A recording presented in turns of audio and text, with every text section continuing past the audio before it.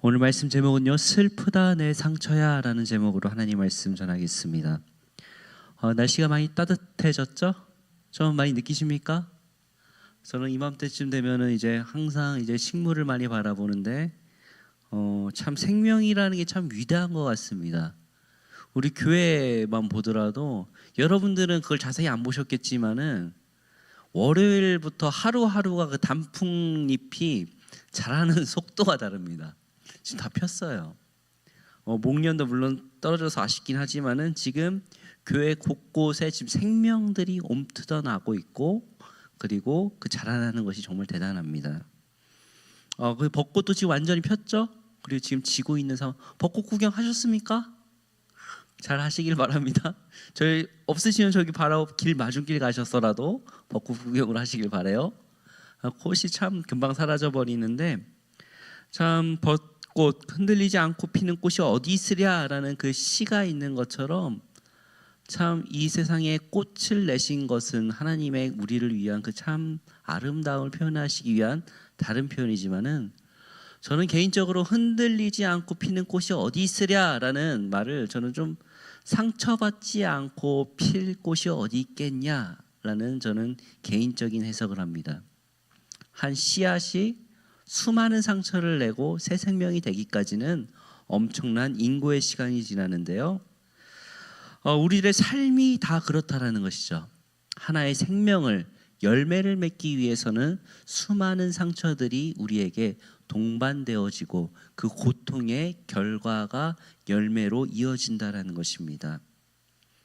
그렇기 때문에 상처라는 것은 더 이상 아프지 않아도 된다라는 것으로도 말하지만은 그만큼 고통이 있었다라는 것을 이야기하죠. 그리고 아프지 않다라는 것이 아니지만 과거에 아팠음을 이야기하는 표시이기도 합니다. 근데 상처 없이 사랑하고 싶다라는 말도 있지만은 그것이 되던가요, 우리 선생님들? 아니, 선생님들입니다. 우리 성도님들, 상처 없이 사랑하고 싶다, 그게 되던가요? 사랑한 만큼 더 상처받는 것이 우리들의 인생 아닐까요? 그럼에도 불구하고 그래도 더 사랑하고 끌어안고 내 자녀를 보더라도 그것이 상처받더라도 그래도 또 사랑하고, 그렇기 때문에 하나님의 사랑을 가장 잘 표현하는 것이 부모와 자식 간의 사랑입니다. 그런데 이 하나님의 마음을 가장 이해했던 사람이 한 명 있었는데 바로 누구냐? 눈물의 선지자 예레미야라고 합니다. 예레미야는 우리가 이제 새벽 기도부터 이제 이사야가 끝나고 예레미야로 이제 넘어갔어요. 예레미야 선지자는 우리에게 잘 알려진 선지자입니다. 별명이 눈물의 선지자. 그런데 이는요, 제사장 출신 선지자였습니다. 예레미야 1장 1절입니다. 함께 읽겠습니다. 시작. 베냐민 땅 아나돗의 제사장 중 hil기야의 아들 예레미야의 말이라. 아멘. 아나돗 지역의 그 아비아달 가문의 그 제사장으로 추적이 되는데 뼈대 있는 집안입니다. 그런데 하나님께서 이 사람을 제사장이 아닌 선지자로, 예언자로 부르셨어요. 특별한 경우죠. 그의 이름의 뜻은 야훼께서 다시금 높이신다, 야훼께서 기초를 다시금 세우신다라는 뜻인데, 말씀 그대로 인생을 살아갔습니다. 그런데 예언자는 어떤 임무를 맡느냐? 하나님, 이게 미리 예자가 아닙니다. 맡을 예자입니다. 하나님의 말씀을 맡은 자. 선지자는 하나님의 진리를 아는 자로서 이 세상을 살아갈 때 하나님의 말씀을 몸으로 표현하고 몸으로 말하고 삶으로 말하는 것이 바로 예언자의 역할입니다. 그래서 엉뚱한 모습이 가끔 보이기도 합니다. 이상 행동들을 합니다. 상징 행위를 합니다. 왜냐?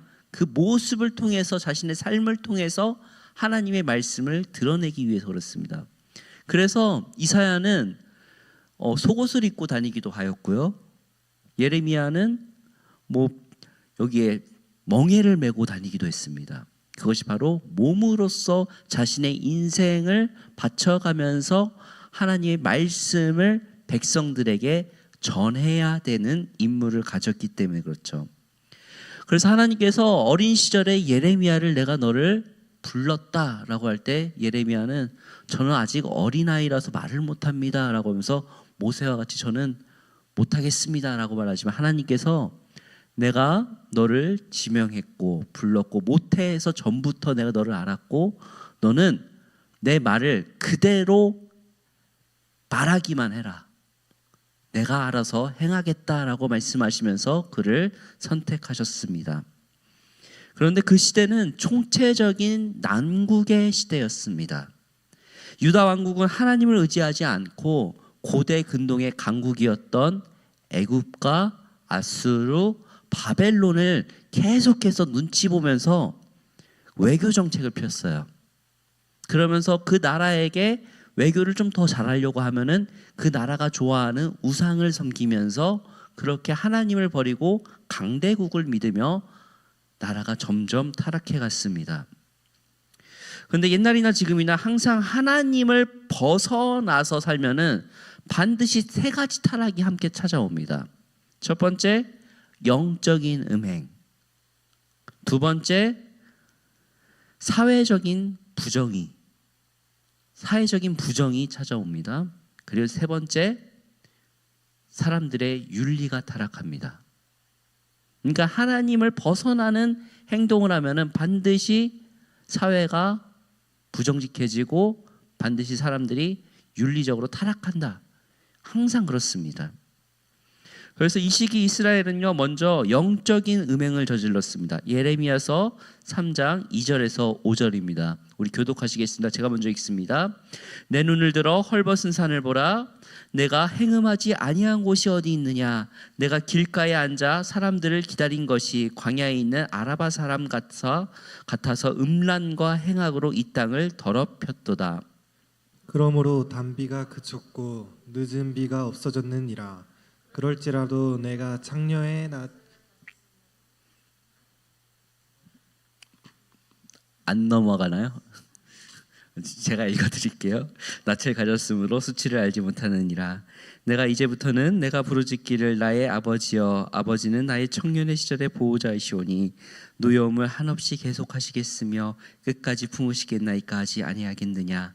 보라 내가 이같이 말하여도 악을 행하여도 내 욕심을 이루었느니라 하시니라. 아멘. 이 헐벗은 산에서 행음을 한다라는 것은 하나님의 말씀을 저버리고 그 산에다가 산당을 지어놓고 우상 숭배한다는 겁니다. 여기서 우상 숭배했다는 것은 우리가 상상 이사로 굉장히 음란하고 말로 함부로 말하지 못하는 행위들을 했습니다. 그리고 하나님 아버지를 저버리고 다른 우상들에게 이제는 나의 아버지여 하고 따라갔다라고 합니다. 영적인 음행, 우상 숭배가 어디서 오느냐? 결국에는 다 물질 만능주의에서 나옵니다. 바알과 아세라가 멀리 있는 게 아닙니다. 우리가 지금 믿고 있는 물질, 자본, 이게 만몬신이 결국엔 바알과 아세라입니다. 그런데 항상 그 풍요로움에 영적인 음행이 같이 따라온다라는 것이죠. 지도자들이 물질을 쫓아 살면서 그렇게 정책을 하니까 어떻게 해요? 그 아래 사람들이 다 같이 타락합니다. 그리고 백성들이 고열을 짜내죠. 생명보다 뭘 더 추구하냐?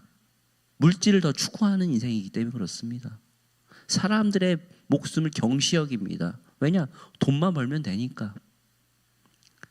그러면서 자연스럽게 사회 윤리가 무너지게 되는 것이죠. 그래서 아모스 5장 24절에는 사회 부정의를 이렇게 고발하죠. 같이 한번 읽을까요? 시작. 오직 정의를 물같이 공의를 마르지 않는 강같이 흐르게 할지어다. 아멘. 이게 하나님을 떠난 인생들은요 결국에는 물질로 타락하게 되고 우상 숭배하게 되고 결국엔 사회 질서가 무너지게 됩니다.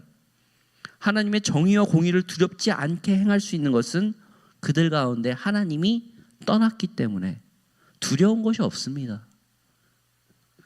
그리고 내 욕심을 위해서 살기 때문에 그렇습니다. 그리고 결국에는 어떻게 된다? 사회 윤리 모든 것이 다 타락한다. 그렇기 때문에 예레미야 시대 때도 이렇게 됐습니다. 예레미야 시대 5장 7절에서 9절 말씀 한번 같이 읽겠습니다. 시작. 내가 어찌 너를 용서하겠느냐? 내 자녀가 나를 버리고 신이 아닌 것들로 맹세하였으며 내가 그들을 배불러 먹인즉 그들이 간음하여 창기의 집을 허다히 모이며 그들은 두루 다니는 살찐 순말 같이 각기 이웃의 아내를 따르며 소리 지르는도다. 아멘. 참 신기한 게 물질주의로 가면은 같이 따라오는 게 사회 윤리 타락이라고 했죠. 근데 이게 성적인 타락도 같이 옵니다. 이게 언제나 그래요. 동서고금을 막론하고 항상 그렇게 타락하게 됩니다. 우상숭배는 즉 영적인 타락과 어떻게 된다? 모든 사회 질서와 모든 타락을 불러오게 된다라는 것이 공식이라는 것이죠. 하나님을 떠난 인생이 어떻다? 결국에는 타락한다. 예레미야는 이런 현실을 보고 너무나도 힘들어서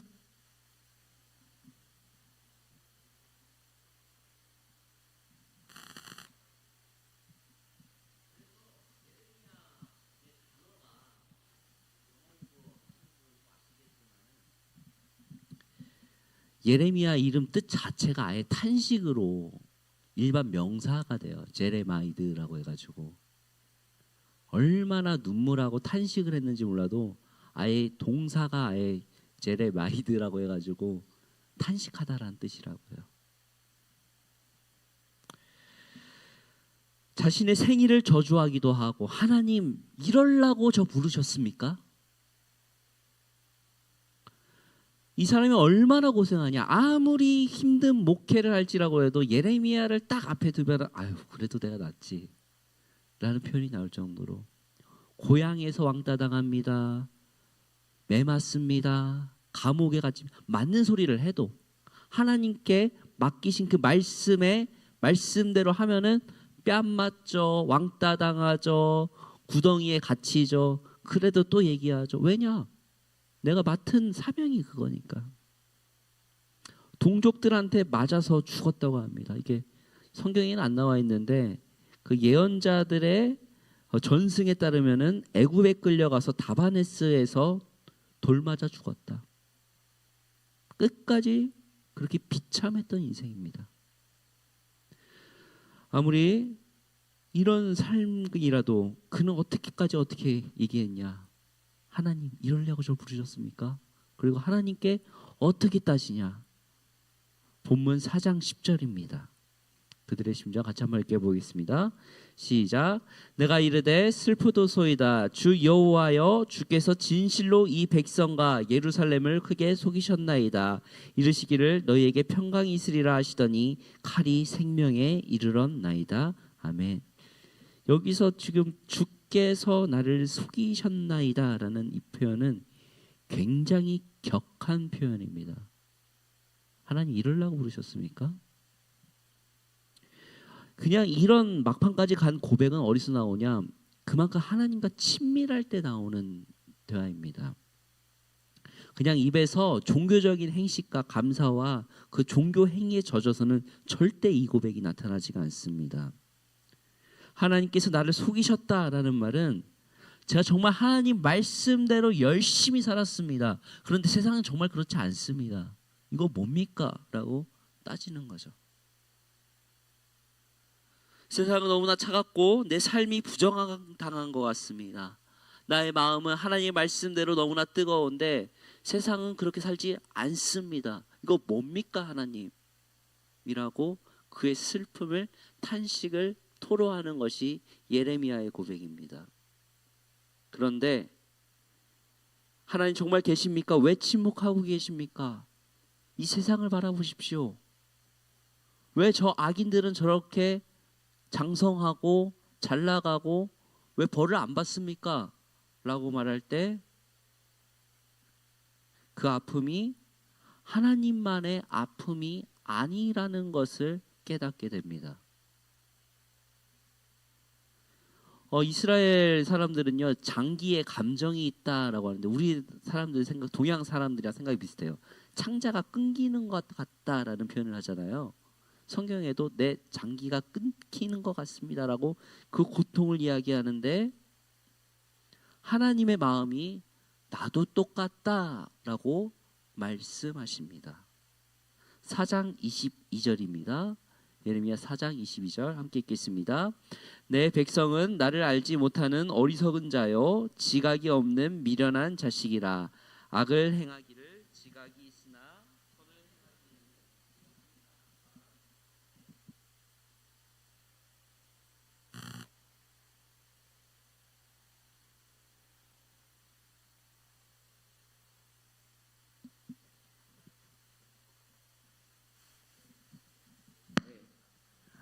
됐습니다. 하나님께서는 야, 너만 아픈 거 아니야. 나도 아파. 이렇게 말씀하시는 겁니다. 내가 이 백성을 지었는데 나를 부정한다. 나를 버리고 다른 이방 신상을 섬긴다. 내가 아버지인데 나를 버리고 다른 사람 보고 아버지라고 부른다. 목사님 설교 중에서 한나의 기도가 그렇다고 그랬죠. 애 못 가져서 그렇게 서럽고 막 뭐하고 해서 하나님한테 울면서 따지면서 기도를 할 때 거기서 어떻게 했냐? 야, 너만 자식이 없어서 서러운 것이 아니라 나도 이 백성에게 정말 참된 말씀을 전할 자식이 없어갖고 서럽다.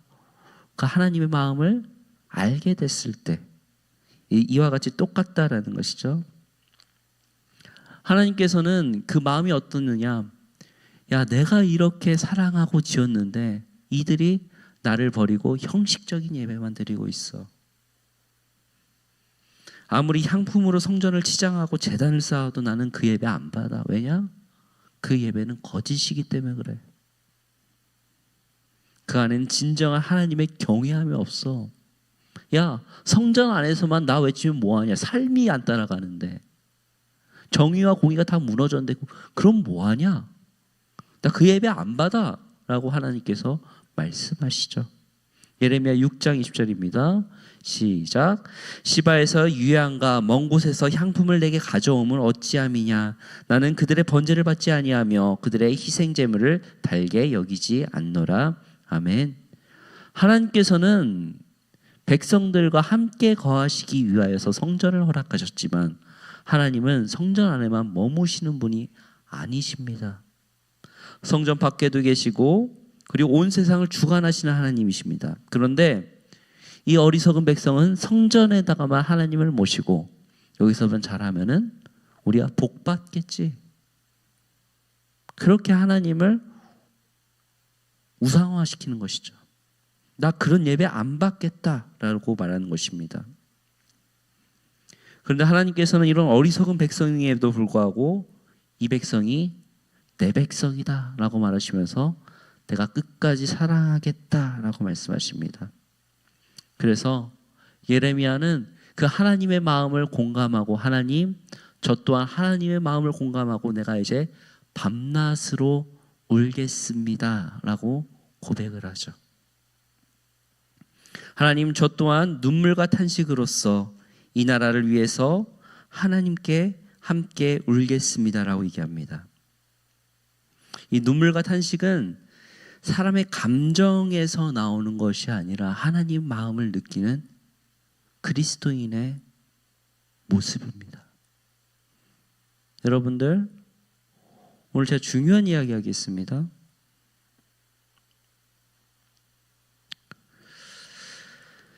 그리스도인은 먼저 이 백성과 나라의 문제를 보고 눈물을 흘리지만 동시에 누구의 눈물을 발견해야 됩니까?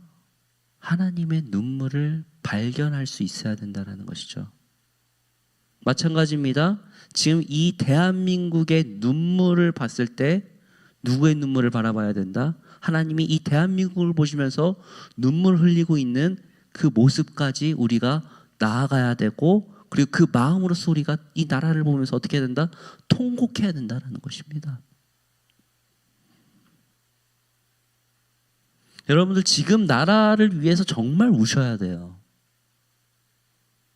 하나님, 이 나라가 이렇게 됐습니다 하고 정말 통곡하시면서 우시지 않으시면은 여러분들 정말 이거 정말 심각하게 말씀드려서 내가 진정한 그리스도인이 맞나라고 실존적으로 의심까지 해가면서 여러분들 고민하셔야 됩니다. 예레미야는 그러므로 이 나라가 위하여서 정말 애곡하며 큰일 났다고 말합니다. 9장 18절입니다. 그는 이 나라가 망했다라고 말합니다. 같이 읽을까요? 시작. 그들로 빨리 와서 우리를 위하여 애곡하여 우리의 눈에서 눈물이 떨어지게 하며 우리 눈꺼풀에서 물이 쏟아지게 하라. 아멘. 이 우상을 섬기고 있는 것이 이 이스라엘뿐만이 아니라 지금 우리 현실도 마찬가지라는 것이죠. 물질뿐만이 아닙니다. 이념, 하나님 외의 모든 것은 다 우상입니다. 하나님 외에 구원할 자가 없습니다. 그런데 지금 그리스도인들이 하나님을 벗어나고 다른 것들을 믿고 지금 살아가고 있습니다. 그러니까는 이 나라가 정말 망하게 되겠구나 라고 소리치는 것이 바로 예레미야의 울부짖음입니다. 그리고 나서 그 모든 과정을 하나님의 그 슬픔과 고통과 이 땅을 바라보실 때 그 아픔을 바라보시는 것을 느끼고 나서 오늘 본문 10장이 나오는 것입니다. 오늘 본문 10장 17절에서 22절까지 한번 읽을게요. 우리 교독하시겠습니다. 제가 먼저 읽습니다. 애워싸인 가운데에 앉은 자여 내 짐꾸러미를 이 땅에서 꾸리라. 여호와께서 이와 같이 말씀하시되 보라 내가 이 땅에 사는 자를 이번에는 내던질 것이라 그들을 괴롭게 하여 깨닫게 하리라 하셨느니라. 슬프다 내 상처여 내가 중상을 당하였도다. 그러나 내가 말하노라 이는 참으로 고난이라 내가 참아야 하리로다.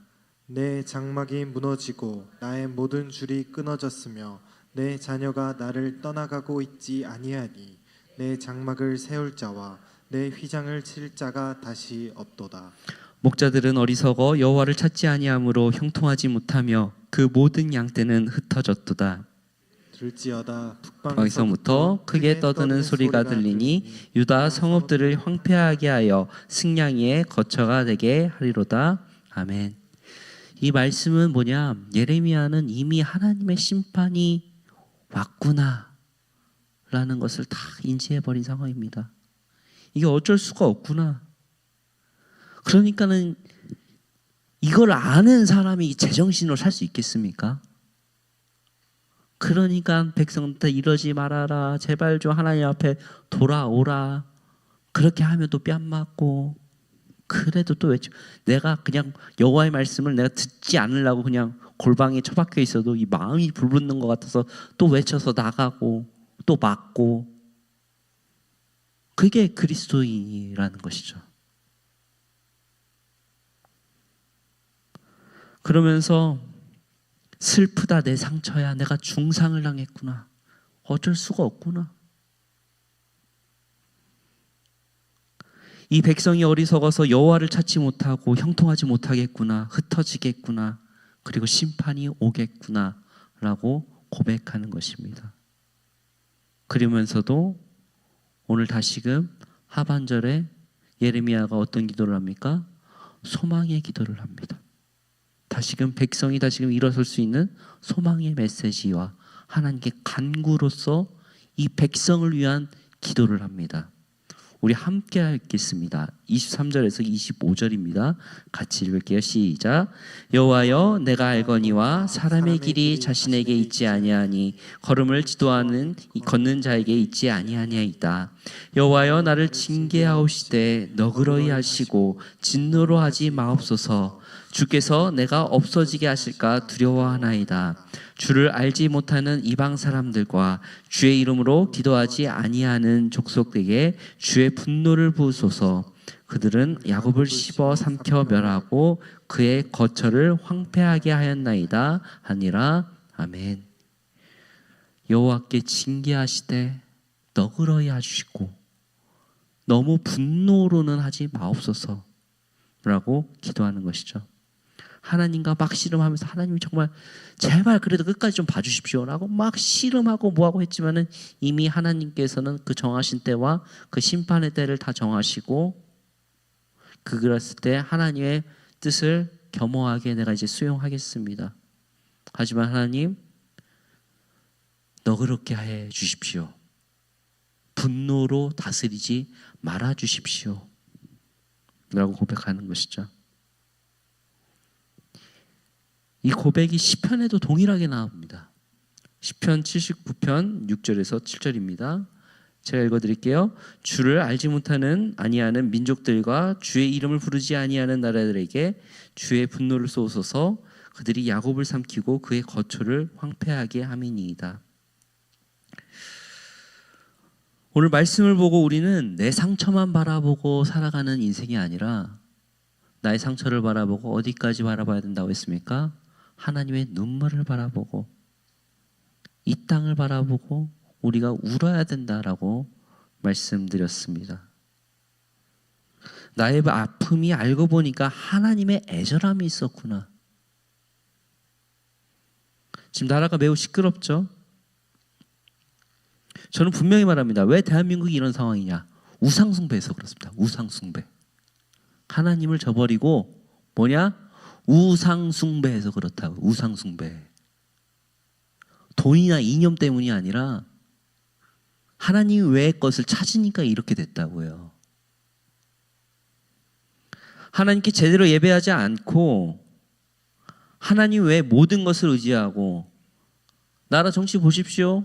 미국 의지하고 중국 의지하고 똑같지 않습니까? 그거 아니라고요.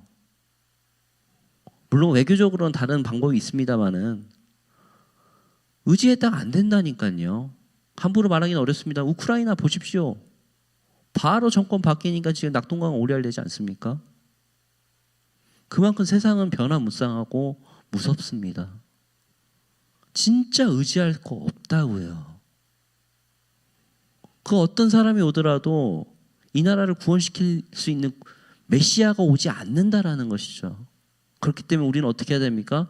하나님께 더 의지하고 기도하고 나아가야 돼요. 이때야말로 우리가 지금 기도해야 될 때라고요. 서로 싸우는 것이 아니라 진짜 기도해야 될 때고 참된 예배를 드려야 될 때일 줄을 믿습니다. 우리가 진짜 믿음으로 나가야 돼요. 사순절 기간이죠. 예수님께서 우리의 모습을 보시면서 얼마나 마음 아파하시겠습니까? 지금 하나님을 벗어나서 지금 사망의 길로 걸어가고 있는 저 백성들을 바라볼 때, 이 나라를 볼 때 하나님의 아픔이 우리에게 전달돼야 된다는 것이죠.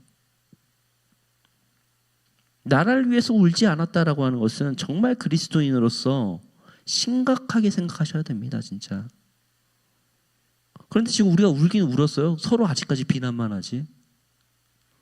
쟤 때문에 안 됐다, 뭐 때문에 안 됐다. 하나님께서 이 기간 동안, 사순절 기간 동안 이런 우리를 위해서 누구를 보내셨다? 예수님을 보내시고 십자가에 못 박히기까지 하셨습니다. 우리가 이럴 때일수록 어떻게 된다? 예수님의 십자가를 생각하시고 살아가셔야 된다는 것이죠. 정호승 시인의 슬픔을 위하여라는 시가 있습니다. 한 구절만 읽겠습니다. 슬픔을 이야기하지 말라. 오히려 슬픔의 새벽을 관하여 말하라. 첫 아이의 사산한 그 여인을 위해서 기도하고 불빛 없는 창문을 두드리다 돌아간 그 청년의 애인을 위해서 기도하라. 중약하겠습니다. 슬픔으로 가는 새벽길을 걸으며 기도하라. 슬픔의 어머니를 만나 기도하라. 오늘 특별히 오늘 권사님들 기도해 주셨는데, 찬양해 주셨는데, 우리 권사님들 이 나라의 슬픔을 위해 기도하는 어머니 되시기를 축복합니다. 정말 기도하셔야 됩니다. 이 시기가 정말 우리가 함께 기도해야 되는 시기고 예수 그리스도의 마음으로 이 세상을 바라보고 아픔을 느끼며 살아가야 됩니다. 더 나아가서 이 모든 피조물들이 지금 통곡하고 있습니다. 우리가 알지 못하는 수많은 미생물들이 지금도 멸종하고 있어요. 왜 그러냐? 인간들의 죄악 때문에. 저 산불 난 거 물론 우리나라 기후도 있습니다만 전 세계적으로 왜 기후가 바뀌었습니까? 인간들의 그 죄 때문에 모든 기후가 바뀌었고 계속해서 지금 자연은 통곡을 하면서 우리에게 신호를 주고 있습니다. 그 자연을 바라보시면서 하나님은 안 우시겠습니까? 나의 상처가 아픈 것을 느낄 때 그 상처를 통해 하나님의 눈물을 느끼시는 우리 일신의 성도님들 되시기를 축복합니다. 우리가 정말 지금 기도할 때입니다. 하나님의 슬픔을 느낄 때 우리 예수 그리스도의 마음으로 세상을 향해 나가십시오. 하나님의 마음, 그 마음 제가 알겠습니다. 제가 나가겠습니다. 그런데 분명한 것은요, 내가 또 나갔을 때 거기서 또 세상의 모진 풍파에 우리가 상처받을 거예요. 그거는 제가 말씀드립니다. 분명히 세상은 우리에게 또 다른 상처를 주게 될 것입니다. 그러나 여러분들, 그 상처가 무슨 상처냐? 예수의 흔적이라는 것이죠. 여러분들이 정말 복음으로서 믿음으로서 살아갈 때 세상에서 나에게 모진 말과 아픔을 줬을 때 거기에 뭐가 있다? 예수의 흔적이 나에게 남겨져 있다. 스티그마라고 하죠. 스티그마. 예수의 흔적이 나에게 있다. 그 상처를 넘어서 이 세상을 진정으로 하나님의 나라를 확장할 수 있는 그리스도인들 되시기를 축복합니다. 그래야 해서 정말 이 대한민국이 지금 슬픔에 빠진 이 대한민국을 위해서 하나님께서 지금 이 땅을 보시고 통곡하는 그 마음을 절실하게 느끼시면서 나라를 위해서 기도해 주십시오. 정치 진영 널리 그거 다 벗어나고 정말 하나님의 마음으로서 이 나라를 바라보시고 이 나라를 위해서 함께하는 우리 일신의 가족 되기를 주님의 이름으로 축복합니다.